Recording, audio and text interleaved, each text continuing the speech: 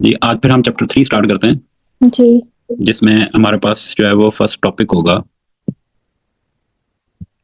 Newton second law.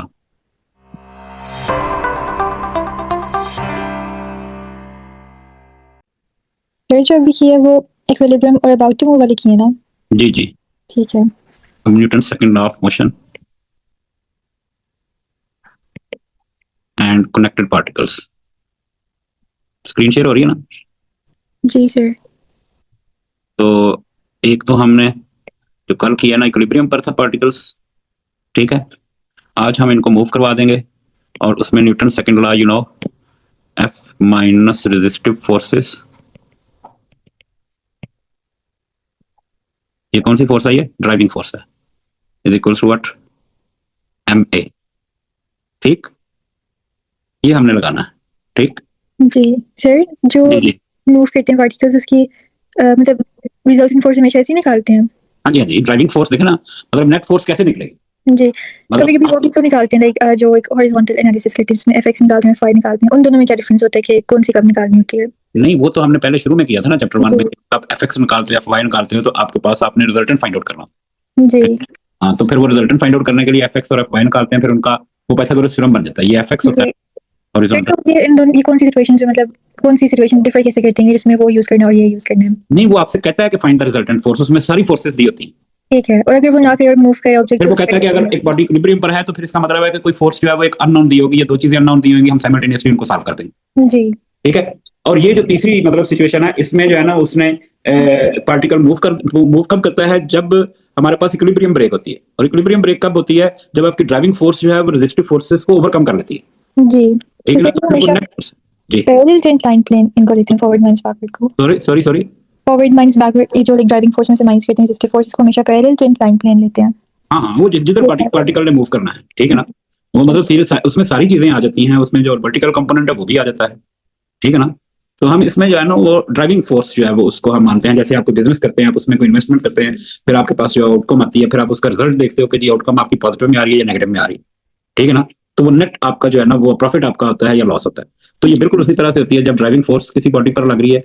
वो आपको बताएगा, जैसे ये 4 न्यूटन फोर्स जो है ये ड्राइविंग फोर्स मानी जाएगी। ठीक है। अगर बॉडी पर जो है ना वो कोई एक्स्ट्रा फोर्स नहीं लगती, तो उसका अपना वेट जो है वो उसकी ड्राइविंग फोर्स बन जाती है। जैसे आप इंक्लाइंड प्लेन पर गाड़ी को मतलब आप छोड़ दें, उसको जो है ना वो उसकी ब्रेक जो है वो खत्म कर दें, तो गाड़ी खुद ब खुद नीचे आना शुरू हो जाती है ना। जी सर। तो वो बॉडी का अपना वेट ही जो है वो इंक्लाइन प्लेन पर उसकी ड्राइविंग फोर्स बन जाती है। लेकिन इन सम केसेस हमें एक्स्ट्रा ड्राइविंग फोर्स जो है वो भी देनी पड़ती है। जैसे आप ऊपर से नीचे आ रहे हैं तो गाड़ी आप ड्राइव करके लेकर आ रहे हैं, मतलब इंजन की फोर्स भी लग रही है। तो फिर वो दोनों जो है ना वो उसको आपकी जो है वो मोशन को जो है वो सपोर्ट करती है। जब आप अपनी प्लेन जाते हैं तो ड्राइविंग फोर्स अप जा रही है, वेट आपका और रेजिस्टिव फोर्सेस उसको जो है वो अपोज करती हैं, तो नेट फोर्स हम निकाल लेते हैं। इसलिए गाड़ी ऊपर जाते हुए जो है ना वो आपकी स्पीड कम होती है, या लाइक आपको रेजिस्टेंस ज्यादा फेस करनी पड़ती है। एक रेजिस्टिव फोर्स होती है, मतलब एक फ्रिक्शनल फोर्स होती है, और एक बॉडी का अपना वेट होता है। ठीक, जो हम कंपोनेंट बनाकर। तो ये हमारे पास क्वेश्चन नंबर 7 देखें जरा। वो कहता है कि particle P of mass 0.3 kg rest on rough inclined plane at angle theta to the horizontal where sine theta is what? 7/25। अब ये जरा देखें प्लीज। एंगल को हम कल उसने एंगल दिए हुए थे, हम जो कर रहे थे, अब उसने एंगल नहीं दिया आपको, जो है वो उसने रेशो दे दिया उसकी। ये जी। परपेंडिकुलर है और ये हाइपोटेनस है। ठीक है। तो आप कॉस्ट इसको निकालना है। हाँ जी, हम इसमें से जैसे अगर हमारे पास यूं हो तो हम अगर इसमें से एंगल भी निकाल सकते हैं, लेकिन अब अगर एंगल निकालेंगे डेसिमल में आएगा। आपका जो फाइनल आंसर है वो उसका जो है वो आपका जो है वो उसमें एक्यूरेसी में प्रॉब्लम आ जाएगी। ये थीटा है, ये 7, ये 25, और पाइथागोरस थ्योरम लगाओगे तो ये 24 हो जाएगा। तो यहाँ से आप कॉस थीटा भी निकाल सकते हैं। That is what? 24/25। Is that clear? ये हमारे पास जी कॉस सर। थीटा, ये हमारे पास साइन थीटा गिवन है।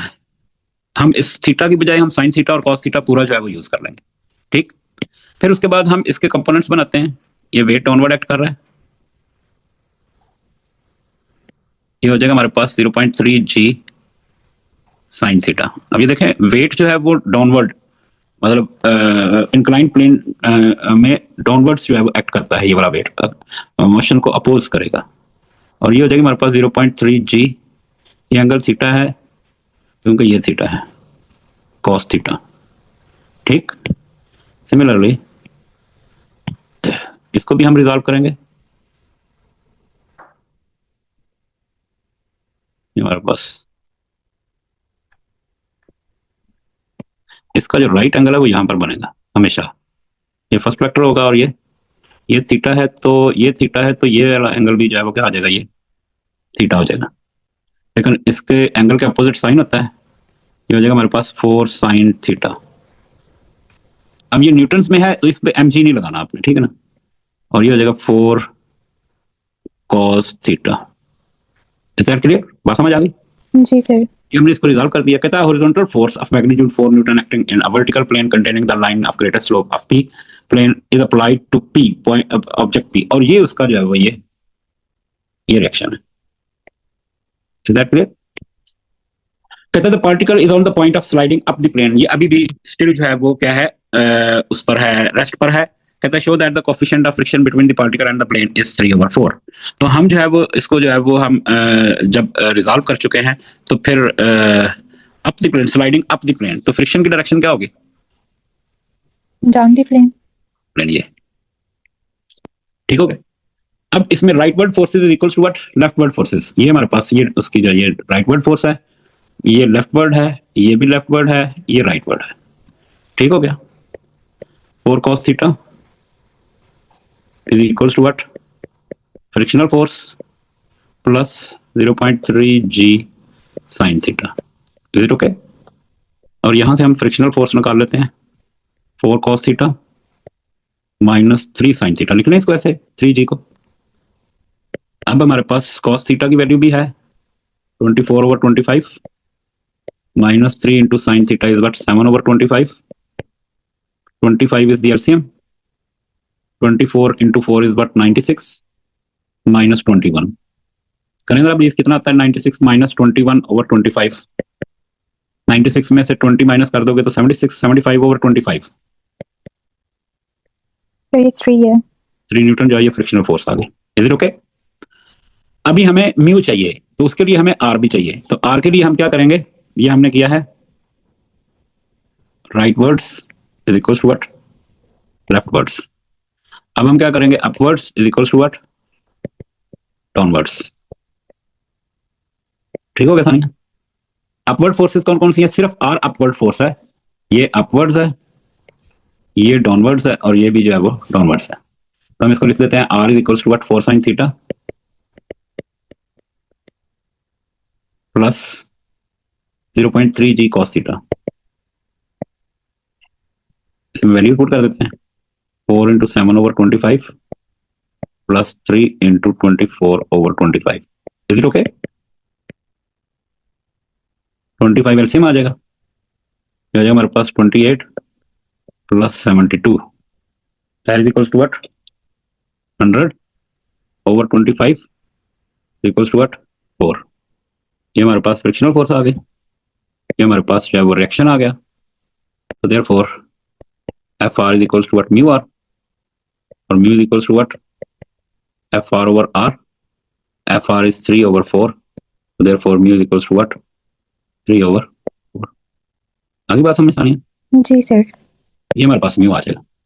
ये है हमारे पास असल में जो हमारा टॉपिक है ना, कहता है the force acting horizontally is replaced by a force of 4 newton acting along the line of along the acting up the plane parallel to the line of greatest slope. अब हम एक डायग्राम जो है इसकी दोबारा बना लेते हैं। कहता है वो जो फोर्स थी ना 4 न्यूटन हॉरिजॉन्टल, वो रिमूव कर करके अब आपने ये वाली फोर्स लगा दी, ये 4 न्यूटन फोर्स, ये ड्राइविंग फोर्स हो गई इसकी। बात समझ आ गई? लाइक दिस, ये रिएक्शन इसका ये हो जाएगा। तो वो कहता है find the acceleration of P, तो उसमें एक्सेलरेशन कितनी प्रोड्यूस हुई? तो अब फ्रिक्शन की डायरेक्शन ये हो जाएगी, ये हमारे पास हो जाएगा 0.3 g cos थीटा, इसमें कोई फर्क नहीं पड़ेगा, ये थीटा है, ये भी थीटा है, और ये हो जाएगी 0.3 g sin theta. Is it okay? अब driving force that is what? F D minus friction minus weight, net force is equals to what? M A 0.3 a। आगे समझ बात? ड्राइविंग फोर्स है हमारे पास minus frictional force minus 3 g sin theta is equals to what? 0.3 a।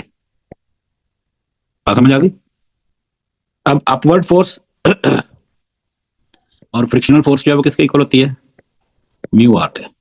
ठीक, अब हमारे पास अगर आर मिल जाए, म्यू हमने कैलकुलेट किया, कोफिशिएंट ऑफ फ्रिक्शन वो तो सेम ही रहेगा, क्योंकि coefficient of friction basically tells us about the roughness of the surface.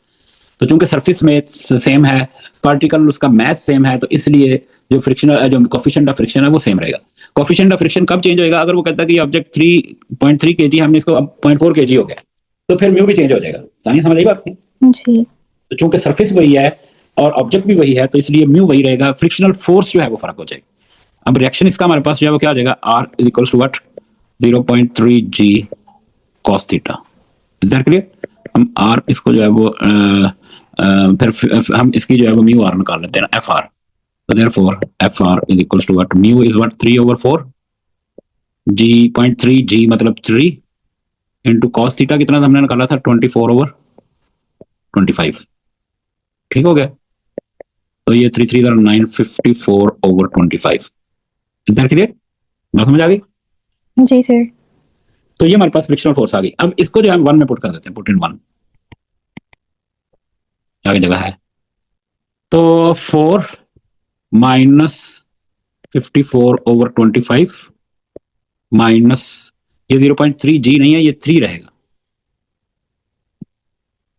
ये 3 हो जाएगा ना, क्योंकि हमने 10 से मल्टीप्लाई कर दिया। ठीक, -3 into 7/25 is equals to what, 0.3 a. ये सानिया जरा प्लीज करेंगे कैलकुलेट इसको, जी। इसको और इसको जरा कैलकुलेट करें प्लीज।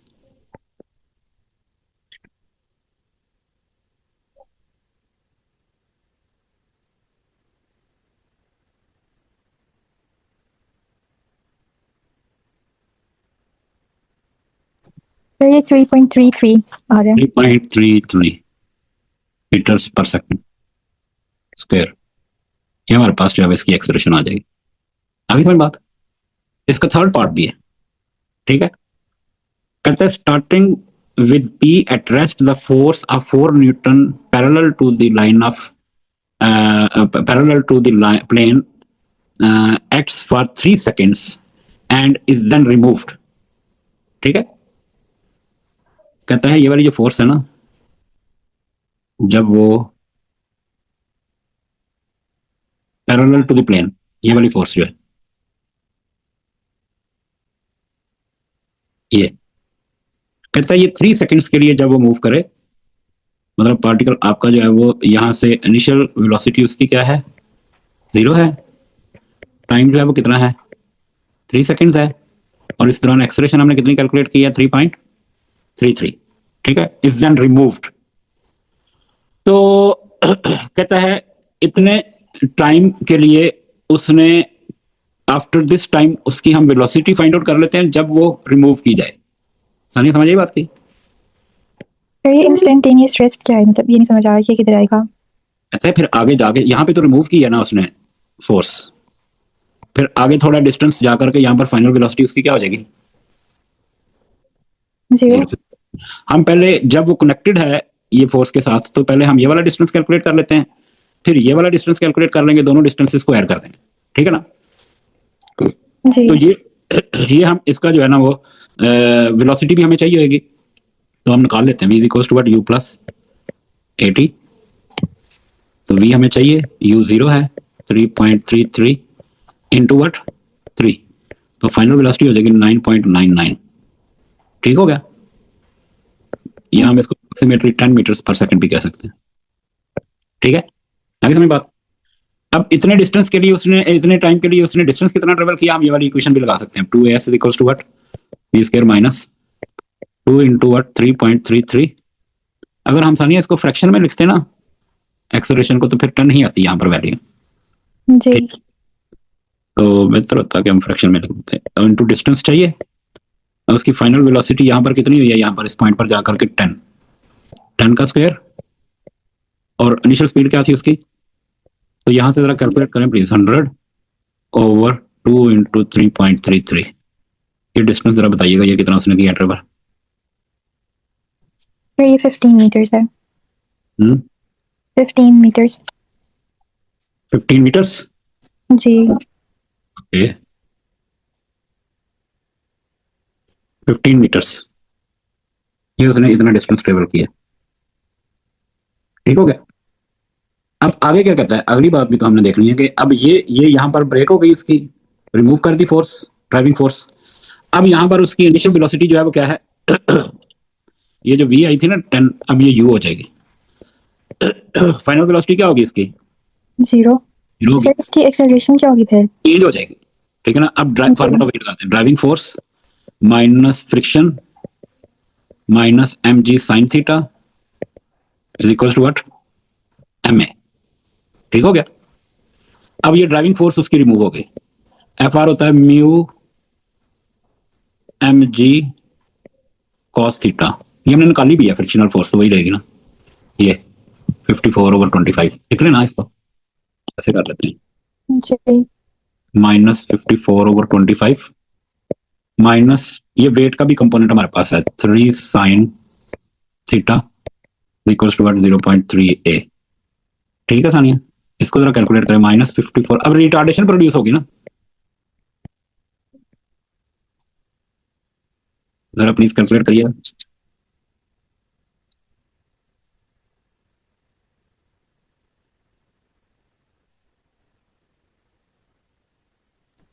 -10।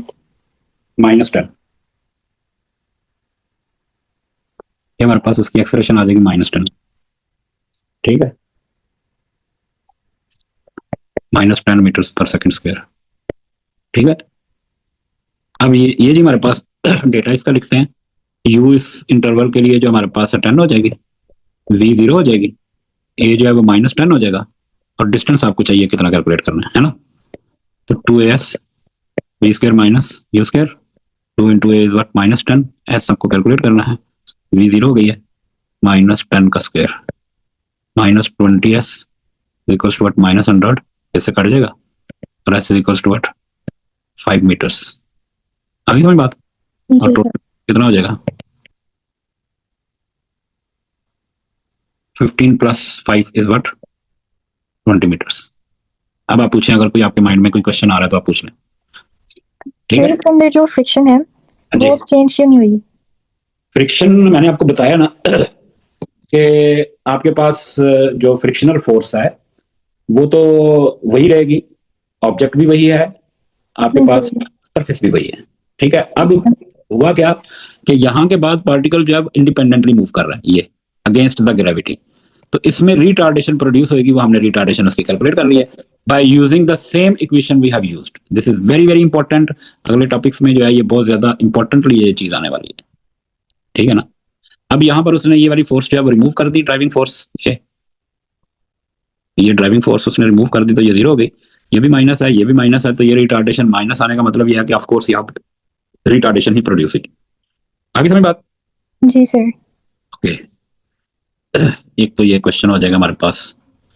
ठीक है, इसमें ये भी बहुत कॉमन क्वेश्चन आ रहा है, इक्विलिब्रियम का ही है, 8 नंबर का ये क्वेश्चन है, ये भी देख लें जरा सानिया, जी सर।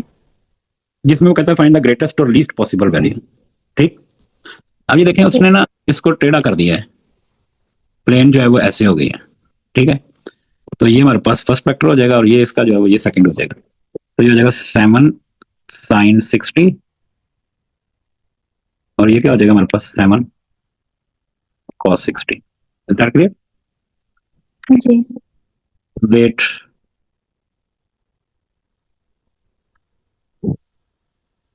अब ये देखें ये कंपोनेंट ऑफ वेट जो है ये टुवर्ड्स द एंगल, जहां पर ये इसकी तरफ हमेशा बनेगा against the line of greatest slope.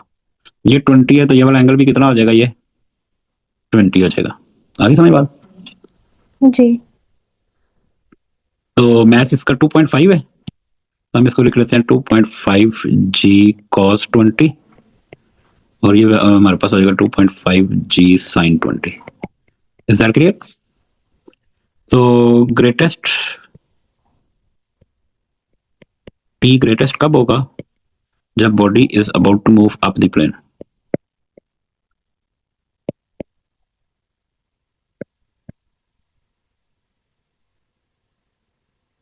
ठीक है, और टी लीस्ट कब होगा,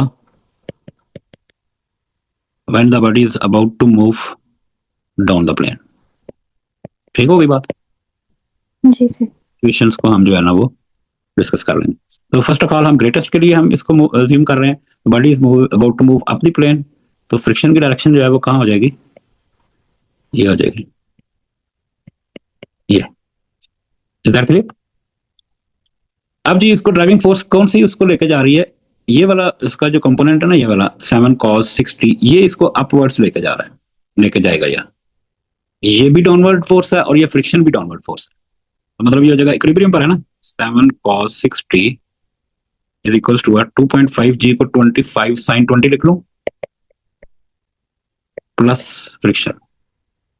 ठीक हो गया? और फ्रिक्शन जो है वो किस है, म्यू आर के ऊपर।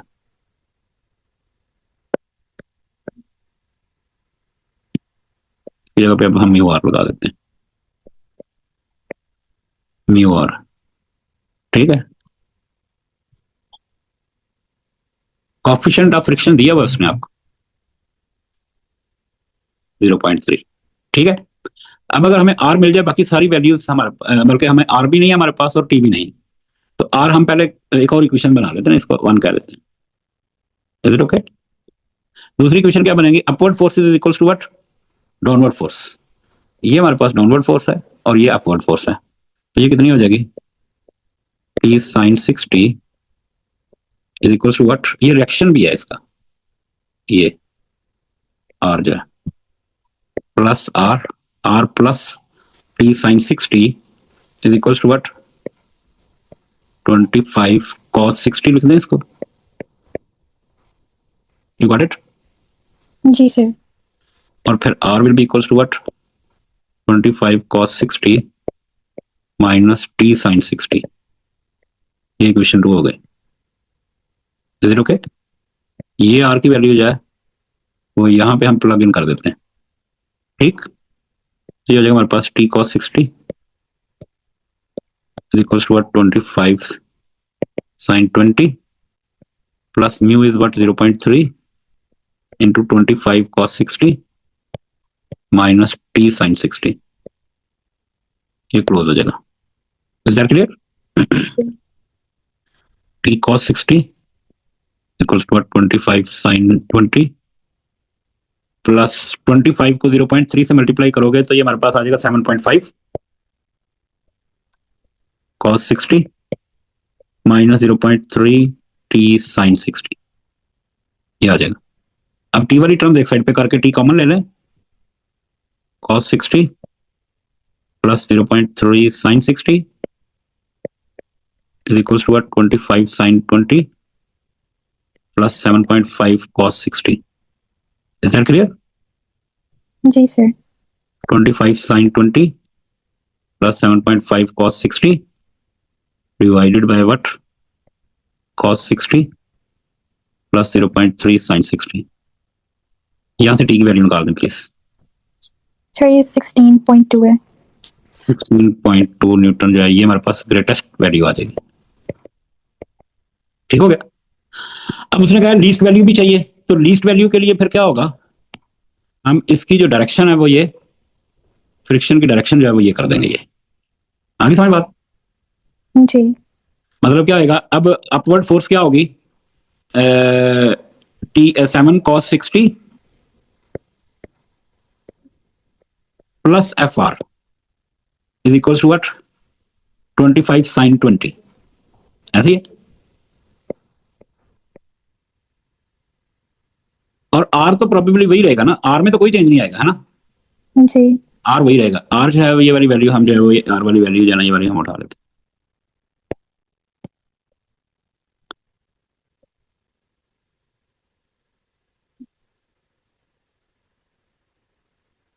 तो टी cos 60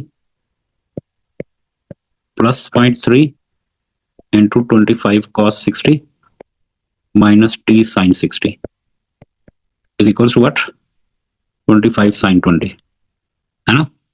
टी जी। cos 60 plus 7.5 cos 60 minus 0.3 T sin 60 is equals to what, 25 sin 20। ठीक हो गया? 25 7 20 में से अब ये उधर जाकर जो है वो माइनस हो जाएगा, माइनस 7.5 cos 60 डिवाइडेड बाय, ये टी को हमने सब्जेक्ट बनाया यहाँ से और यहाँ से ये बच जाएगा, तो ये हो जाएगा cos 60 माइनस 0.3 sin 60। ठीक हो गया। तो ये लीस्ट वैल्यू ऑफ टी जरा निकाल दीजिएगा प्लीज सानिया। सर ये 19.9 आ रही है। ये आंसर सही है? यही आ रही है, मैं कैलकुलेट कर लेती हूँ। अच्छा कैलकुलेट कर लें।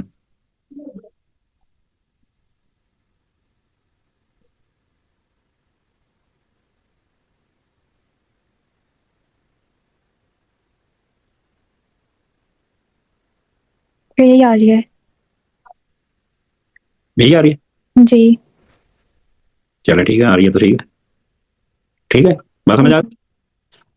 तो ये हमारे पास जो है वो इस तरह से इसका जो है वो ये क्वेश्चन आ जाता है। ये भी जरा देखें प्लीज, ये फाइनल क्वेश्चन आज का करके ना ये जरा इसको जी फाइनल करते हैं आज। तो क्वेश्चन है, कहता है 3 पॉइंट्स ए बी और C lies on the line of greatest slope inclined at 30 degree to the horizontal. तो ये भी 1 मीटर है, ये भी 1 मीटर है। ठीक है। A particle of mass 0.2 kg is released from A and slides down the plane. The particle of part of the plane A to B is smooth. ये smooth है A से B तक, मतलब यहाँ पे फ्रिक्शन नहीं है। ठीक है। The part of the plane B to C is rough with coefficient of friction between mu mu है, कहता है given that mu is this, find the speed of the particle at C। तो जब वो A से B पर आएगा ना, यहाँ पे A से B पर, ये इसका जो है ये पार्टिकल है।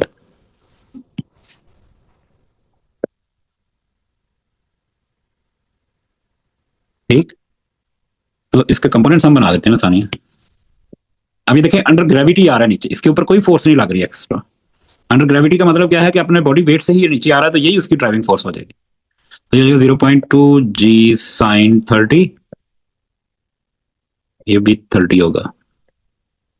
ये हमारे पास जो है ना वो एंगल 30 है ये। ठीक है ना। और ये सी है नीचे, ये सी है बेसिकली, तो ये 30 बन रहा है ना, तो ये भी कितना होगा, बी पर भी एंगल जो है वो 30 होगा। ठीक। तो कहता है सी पर उसकी स्पीड जो है वो अपने फाइंड आउट करनी है, लेकिन हम पहले ए से बी पर जाएंगे। ये स्मूथ सरफेस है, यहाँ पर इसकी जो है वो वेलोसिटी फाइंड आउट करेंगे, यहाँ पर हमें उसकी एक्सेलरेशन बतानी पड़ेगी। फिर हमारे पास जो है ना वो इसका जो है ना वो डिस्टेंस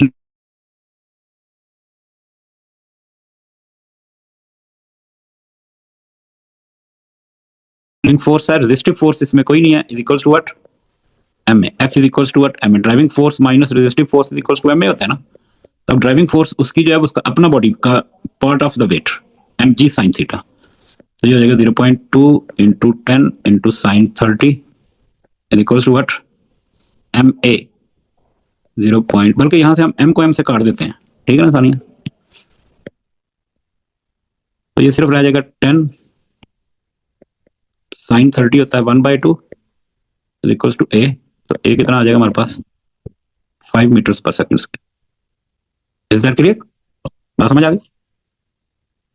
सर मेरा लीव हो गया था। अच्छा, ये देखें, ये उसकी ड्राइविंग फोर्स है, वेट। तो F driving force minus resistance is equals to m a. तो चूंकि ये स्मूथ सरफेस है तो इसकी रेजिस्टेंस कोई नहीं है, तो ड्राइविंग फोर्स उसका अपना वेट ही है, मतलब उसको इंक्लाइन प्लेन पर छोड़ दिया तो under its own weight body is coming down the plane. Is it okay? जी तो ये एक्सेलरेशन आ जाएगी। तो बॉडी वाज जी रिलीज सर। फ्रॉम रेस्ट, 0 से छोड़ा गया था, ए उसका ये है, एक्सेलरेशन हमने निकाल ली है 5। हम बी पर उसकी वेलोसिटी एट बी जो है वो फाइंड आउट करना चाहते हैं पहले।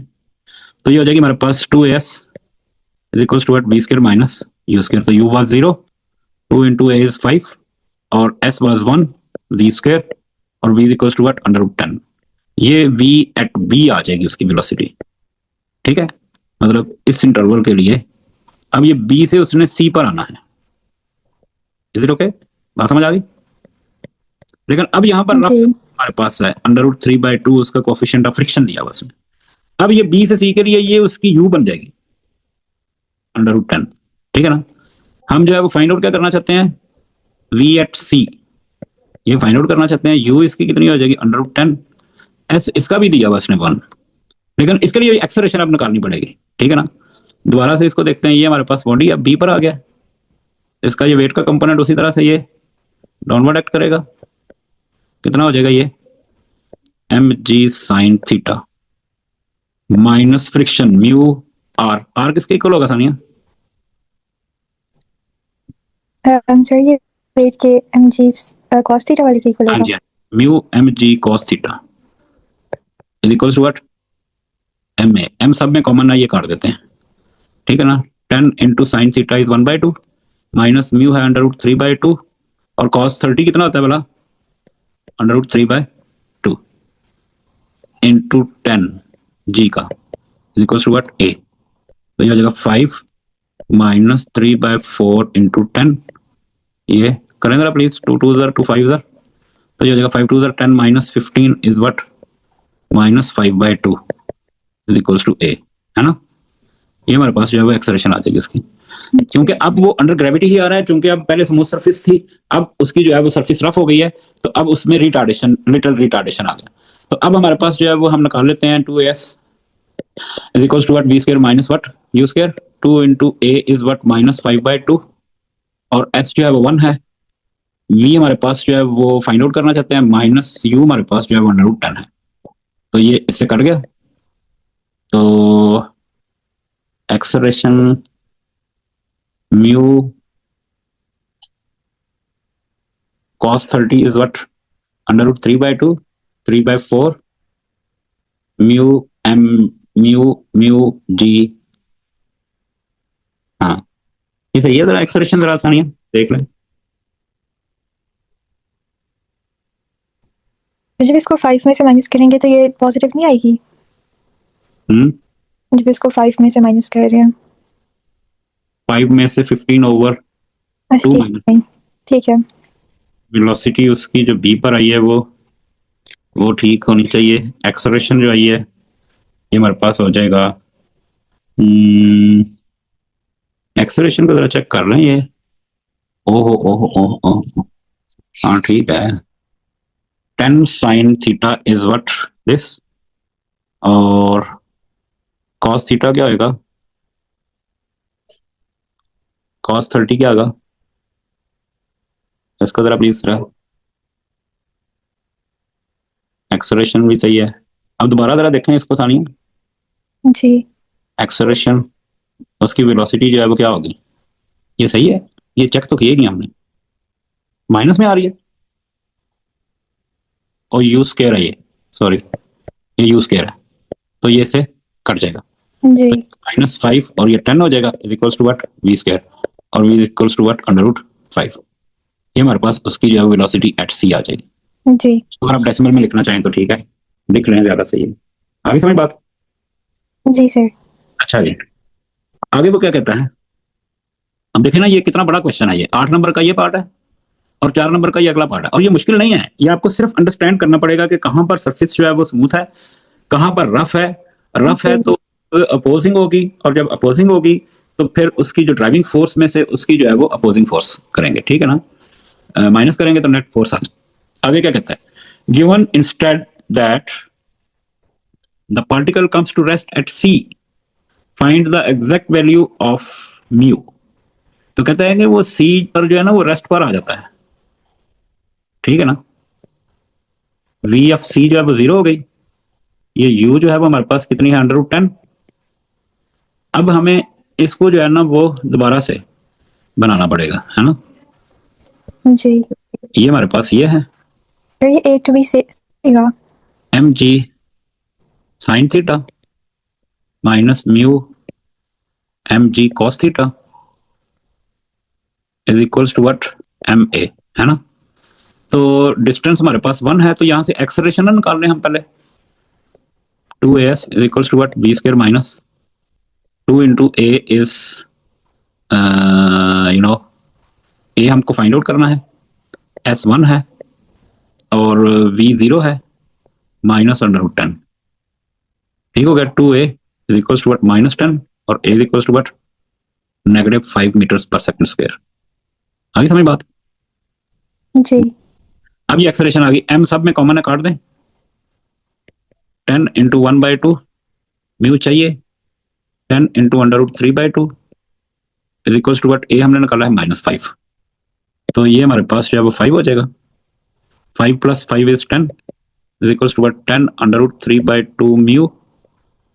10 इस 10 से कट जाएगा, 2/√3। सानिया एग्जैक्ट उसने मांगा है, तो ये भी ठीक है। अगर कैलकुलेटर पे जरा डालेंगी प्लीज आप इसको, 2/√3।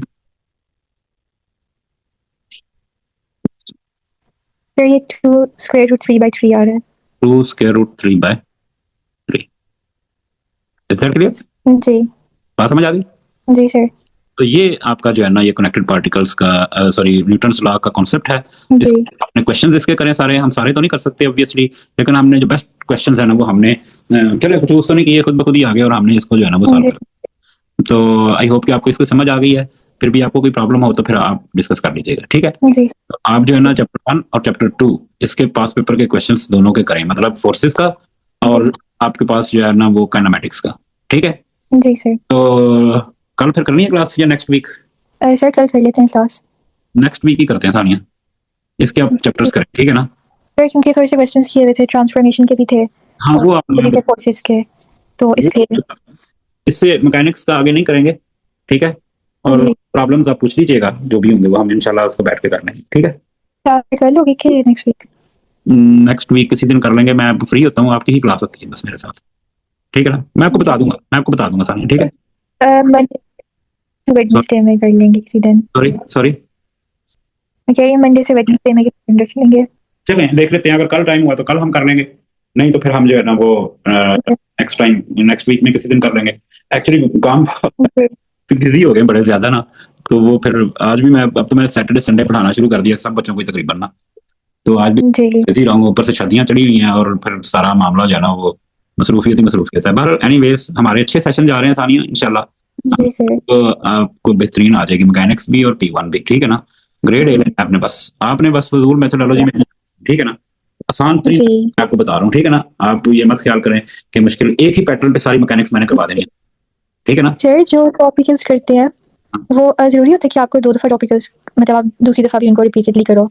नहीं, कोई जरूरी नहीं है कोई भी, ये कोई थोड़ा ही है कि मतलब यहाँ पे हम रट्टा लगा रहे हैं कोई चीजों को याद है, जी बस तो सर एक ही पूरी मैकेनिक्स में चलनी है। फोर्सेस जी अगर अच्छी तरह से ये आ जाए, आगे हमने कनेक्टेड पार्टिकल्स करना है, वर्क एनर्जी करना है, मोमेंटम करना जी है, तो इन सर सबको जो है वो यही आज का जो टॉपिक हमने पढ़ा है ना, मतलब driving force minus resistive forces, आपने अंडरस्टैंड सही तरह से करना है क्वेश्चन जी कि जी उस पर फोर्स लग कौन सी रही है और फोर्स उसको अपोज कौन सी कर रही है, बस। जी तो सर अगर 4 to 5 years के पास पेपर्स कर लें फिर ईयरली कर लें 2-3 साल के, तो काफी है? हाँ देखिए, आपने 2020 के बाद के क्वेश्चंस करने हैं, पहले भी कर सकते हैं क्योंकि सिलेबस चेंज हुआ है ना, मोमेंटम पहले नहीं था। जी T1 के लिए भी सर, T1 और M1 के लिए इतना इनफ है कि कर लें तो? हाँ देखें बेटा, ये कितना काम है आपको अंदाजा ही नहीं है कोई भी। देखो तीनों वेरिएंट्स के अगर आप पेपर करते हैं फॉर जी इंस्टेंस, तीनों वेरिएंट्स से करती हूँ। हाँ, तो एक साल में तीन सीरीज हैं, जी मार्च वाली, मई जून वाली और नवंबर वाली। जी अब P1 के 3 पेपर एक साल के हो गए और 3 के 9 पेपर्स हो गए।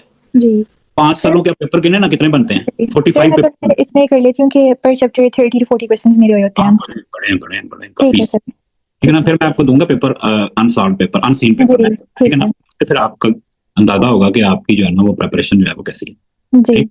क्योंकि पास पेपर कर करके वो टॉपिकल भी किए होते हैं, पास पेपर भी किए होते हैं, तो वही चीज होती है, तो फिर आप चलेंगे क्योंकि पेपर में उसने फर्क चीज डालनी होती है।